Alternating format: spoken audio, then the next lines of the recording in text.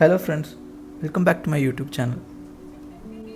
ഹിമാചലിലെ bus യാത്രയുടെ അടുത്ത എപ്പിസോഡിലേക്ക് എല്ലാവർക്കും സ്വാഗതം. മുന്നിലുള്ള എപ്പിസോഡിൽ കണ്ടിട്ടില്ലെങ്കിൽ കാണാൻ ഡിസ്ക്രിപ്ഷൻ അല്ലെങ്കിൽ മുകളിലെ ലിങ്ക് ക്ലിക്ക് ചെയ്യുക. ഞങ്ങൾ യാത്ര തുടങ്ങിയിട്ട് ഇന്നേക്ക് 6-ാം ദിവസമാണ്. ഇന്ന് ഞങ്ങളുടെ ദിവസം പുലർച്ചെ 2:30 തന്നെ ആരംഭിച്ചു. ഗ്രാംഫ് വഴി 2 ബസ് കയറി കീലോങ്ങിലേക്കാണെന്ന് ഞങ്ങൾക്ക് പോകാനുള്ളത്. വിൻ്റർ സമയത്ത് 4:30 ഈ ബസ് യാത്ര തുടങ്ങുന്നത്.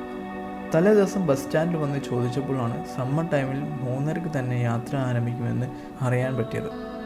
കൂടാതെ ടിക്കറ്റ് ബസ്സിൽ വെച്ച് കൊടുക്കുമെന്നാണ് പറഞ്ഞത്. അതുകൊണ്ട് ഞങ്ങൾ രാവിലെ നേരത്തെ തന്നെ ബസ് സ്റ്റാൻഡിലെത്തി ബസ്സിൽ സീറ്റ് പിടിച്ചിരുന്നു. പക്ഷെ കുറച്ചുപേർ ടിക്കറ്റ് കൗണ്ടറിൽ ക്യൂ നിൽക്കുന്നത് കണ്ടപ്പോഴാണ് ചെറുതായി ഡൗട്ട് അടിച്ചു തുടങ്ങിയത്. ഇനി ടിക്കറ്റ് കൗണ്ടർ വഴിയാണോ കൊടുക്കുക എന്നത്.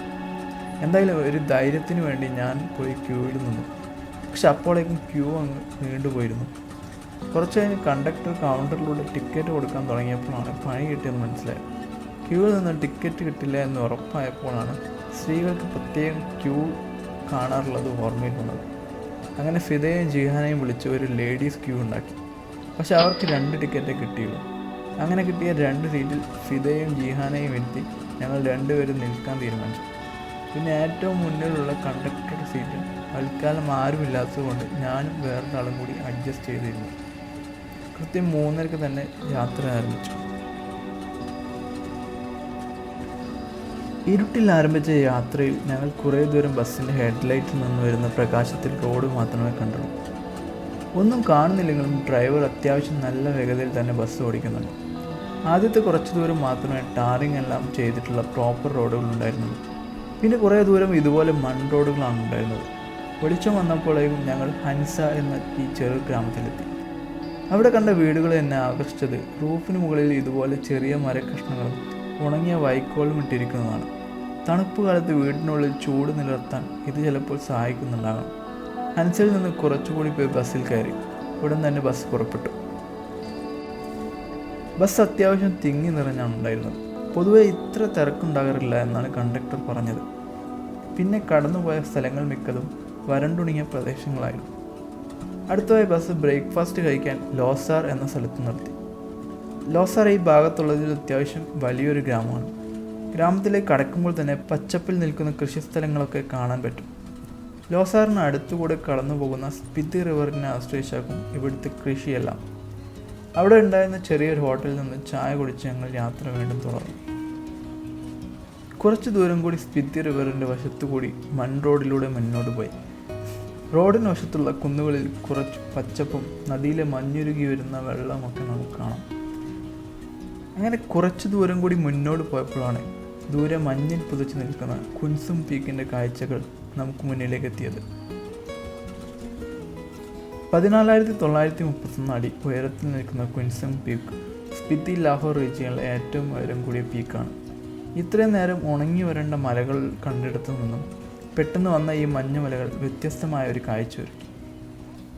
പിന്നെയും മുന്നോട്ട് പോയപ്പോഴാണ് ഈ ട്രാക്ടർ നമ്മുടെ മുന്നിൽപ്പെട്ടത്. റോഡിന് വീതി കുറവായതുകൊണ്ട് ഇതുപോലെ 2 വാഹനങ്ങൾ വന്നാൽ പിറകോട്ടെടുക്കുക അല്ലാതെ വേറെ വഴിയില്ല.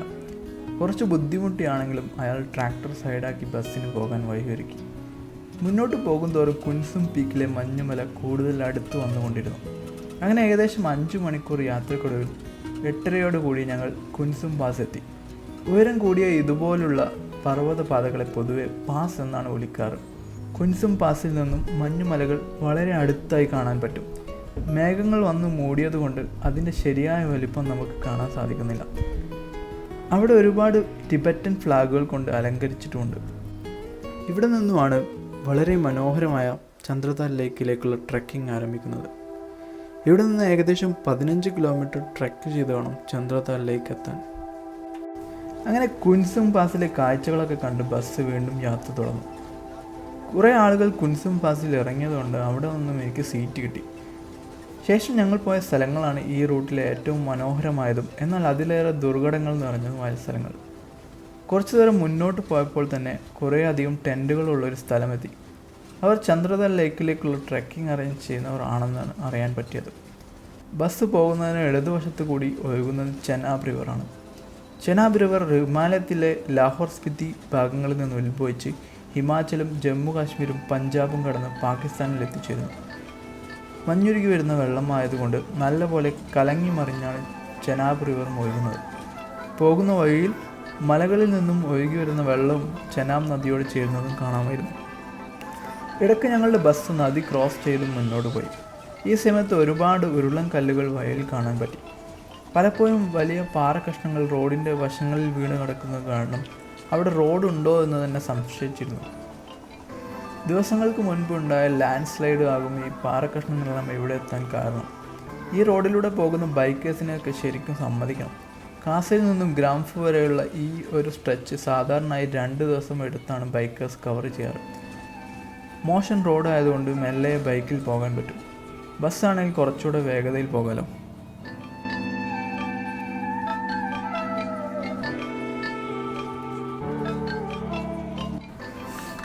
ഇടയ്ക്ക് ഗ്യാസ് സിലിണ്ടേഴ്സുമായി വന്ന ലോറികൾക്ക് ഞങ്ങളുടെ ബസ് നിർത്തി പോകാൻ സൈഡ് കൊടുത്തു. ഈ റൂട്ടുകളിൽ വിൻ്റർ സമയത്ത് മഞ്ഞ് വന്ന് മൂടുന്നത് കൊണ്ട് റോഡെല്ലാം ക്ലോസ്ഡ് ആയിരിക്കും. ആ സമയങ്ങളിൽ ഇതുപോലെ അവശ്യ സാധനങ്ങളുമായി വാഹനങ്ങൾക്ക് ഈ വഴി പോകാൻ പറ്റില്ല. അതുകൊണ്ട് തന്നെ എല്ലാ അവശ്യ സാധനങ്ങളും അവർ മഞ്ഞുകാലത്തേക്ക് വേണ്ടി സൂക്ഷിച്ചു വെക്കുന്നുണ്ടാകണം. ഈ ബസ് കൂടാതെ കുറച്ച് ടാക്സികളും ഈ റൂട്ടിൽ മണാലി വരെ പോകുന്നുണ്ടെങ്കിലും റേറ്റ് വളരെ കൂടുതലാണ്. അങ്ങനെ കുറച്ച് സുമോകളും നമ്മുടെ ബസ്സിന് മുന്നിലായിട്ട് പോകുന്നുണ്ട്.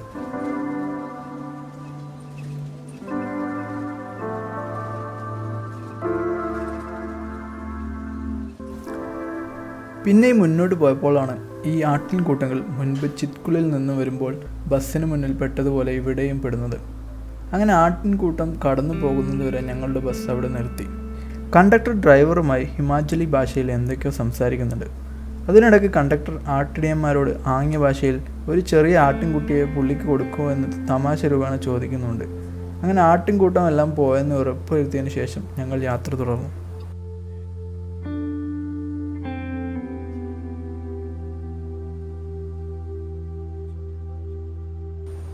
ഞങ്ങൾ അടുത്തതായി ഉച്ചഭക്ഷണത്തിന് വേണ്ടി ബസ് നിർത്തിയ ചത്രു എന്ന സ്ഥലം കുറച്ചു കാലം മുന്നേ ഫേമസ് ആയതാണ്. കയറ്റം എന്ന മലയാള സിനിമയുടെ ഷൂട്ടിങ്ങിനായി വന്ന മഞ്ജു വാര്യറും ക്രൂസും ലാൻഡ് സ്ലൈഡും മഞ്ഞു വീഴ്ചയും കാരണം ദിവസങ്ങളോളം ഇവിടെ കുടുങ്ങിക്കിടന്നത് വാർത്തയായിരുന്നു. റോഡുകൾ ഇതുപോലെ ലാൻഡ് സ്ലൈഡ് വന്ന് ബ്ലോക്ക് ആയാൽ മറ്റു സ്ഥലങ്ങളിലേക്കുള്ള കണക്ടിവിറ്റി നഷ്ടപ്പെട്ടു പോയി ഒറ്റപ്പെടുന്ന അവസ്ഥ ഈ ഭാഗങ്ങളിൽ സ്ഥിരമാണ്. ചത്രു എന്ന സ്ഥലത്തു നിന്നുമാണ് മണാലിയിലേക്കുള്ള ഹംത പാസ് ട്രെക്കിംഗ് സ്റ്റാർട്ട് ചെയ്യുന്നത്. അതുകൊണ്ട് ഇവിടെ ട്രക്കിംഗ് ഗ്രൂപ്പുകളുടെ ക്യാമ്പുകളും നമുക്ക് കാണാൻ പറ്റും. ഈ ഒരു ട്രക്കിംഗ് റൂട്ടിലെ സീനുകളാണ് കയറ്റം എന്ന ഇതുവരെ റിലീസ് ചെയ്യാത്ത മഞ്ജു വാര്യർ മൂവിക്ക് വേണ്ടി ഷൂട്ട് ചെയ്തത്. അങ്ങനെ ചത്രുവിൽ നിന്നും 11:30 തന്നെ നല്ല ചൂട് ചോറും രാജ്മയും കഴിച്ച് ഞങ്ങൾ യാത്ര തുടർന്നു. പിന്നെ അധികം താമസിയാതെ തന്നെ ഗ്രാംഫു എത്തി. വളരെ ക്ഷീണം നിറഞ്ഞ യാത്രയായിരുന്നു അത്. അമീനാണ് കൂടുതൽ സമയം ബസ്സിൽ നിൽക്കേണ്ടി വന്നതും ക്ഷീണിച്ചതും. ഗ്രാംഫുവിൽ എത്തിയപ്പോഴാണ് കുറേ നേരത്തിന് ശേഷം ഞങ്ങൾ റോഡിൽ ടാർ കാണുന്നത്. മണാലിയിൽ നിന്നും ലേയിലേക്ക് പോകുന്ന ഈ റോഡും നമ്മളിപ്പോൾ കയറി വന്ന മൺ റോഡും തമ്മിൽ ഉള്ള വ്യത്യാസം കണ്ടാൽ തന്നെ മനസ്സിലാവും. അതിനു മുമ്പുള്ള റോത്താം പാസിൽ ട്രാഫിക് കാരണം ബസ്സുകളൊന്നും വരുന്നുണ്ടായിരുന്നില്ല. പിന്നീട് ആദ്യം വന്ന ബസ്സിൽ കയറി ഞങ്ങൾ കിലോങ് ലക്ഷ്യമാക്കി യാത്ര തുടർന്നു. കിലോങ് ഹിമാചലിൽ തന്നെ ലാഹോൽ വാലിയിൽ ആണ് സ്ഥിതി ചെയ്യുന്നത്. നല്ല പച്ചപ്പും കൃഷിയിടങ്ങളും നിറഞ്ഞ പ്രദേശത്തു കൂടിയാണ് ഞങ്ങളുടെ ബസ് കടന്നു പോയിക്കൊണ്ടിരിക്കുന്നത്. കൂടുതലായി കോളിഫ്ലവർ ആണ് അവിടെ കാണാൻ പറ്റിയത്.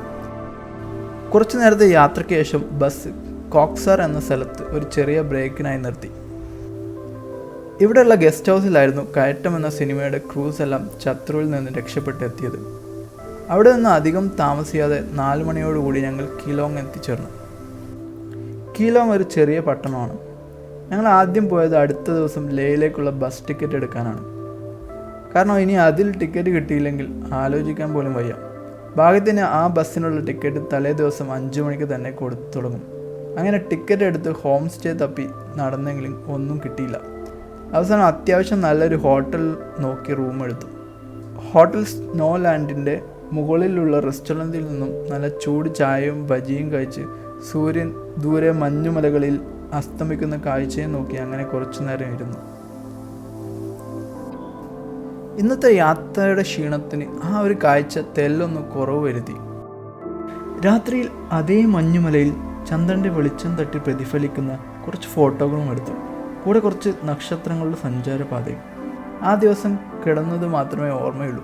പെട്ടെന്ന് തന്നെ ഉറങ്ങിയിട്ടുണ്ടാകും. അടുത്ത ദിവസം ഞങ്ങൾക്ക് പോകാനുള്ളത് ലേ ലഡാക്കിലേക്കാണ്.